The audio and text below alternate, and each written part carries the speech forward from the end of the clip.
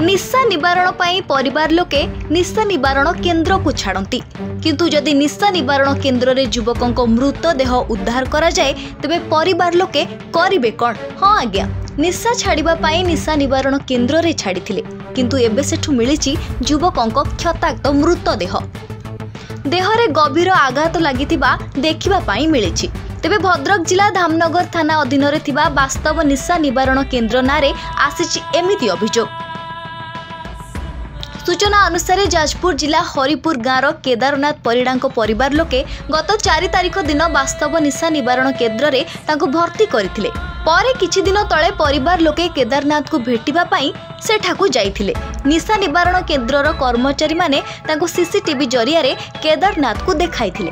तेबे गत काली से असुस्थ थिबा नै परिवार लोकंकू खबर मिलिथिला किंतु परे पुणे निशा निवारण केन्द्रर कर्मचारी माने जणाइथिले जे भद्रक मेडिकल रे तांकर मृत्यु घटिछि।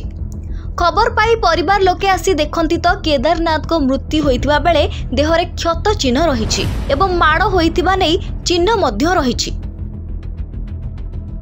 ए जो वास्तव फाउंडेशन एटी गोटे डिएडिक्शन सेंटर अछि चिंगुडीपुर रे गतकाली संध्या बेले खबर मिला जे गोटे इंजर्ड अछि सेथिरे एवं ताको सीरियस अवस्था रे अछि। ए खबर पाइला पर पुलिस घटनास्थल रे आसी पहुंचला।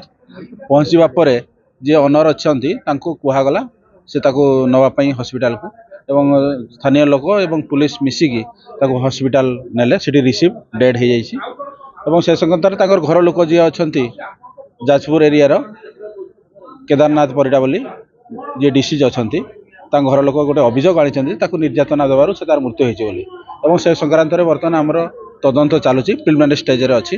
वर्तमान मजिस्ट्रेट आछंती तहसीलदार आसीबे तांको सामने खुला हैला पर से अनुसार तदंत हेबो एवं साइंटिफिक टीम भी आसी गेलेनी जेमती इन्वेस्टिगेशन होबा कथा से अनुसार करा जिवो। ते काली राती संज 5टा बेले मते फोन कले जे आपण केदार परिडार गार्डियन कहउछन मन नै त भणज मु कहउतली कहले आउ आपण तांको गोटे निमोनिया टाइप रो ठंडा ता दिया त होई जाई ज्वर पुरैछि आमे तांको भद्रक मेडिकल लेके जाउछु।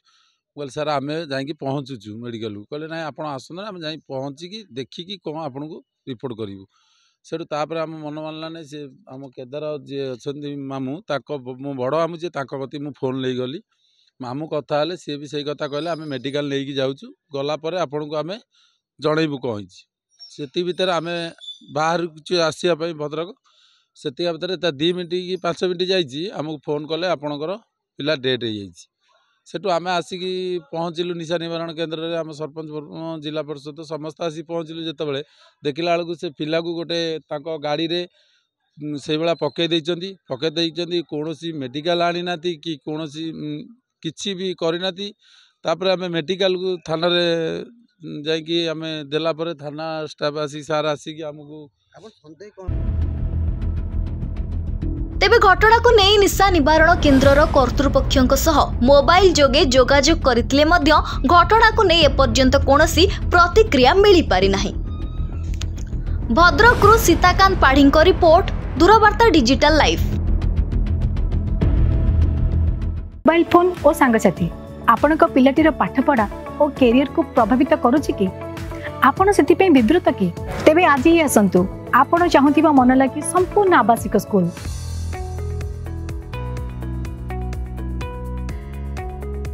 TSG गुरुकुल गोठपाटण भुवनेश्वर।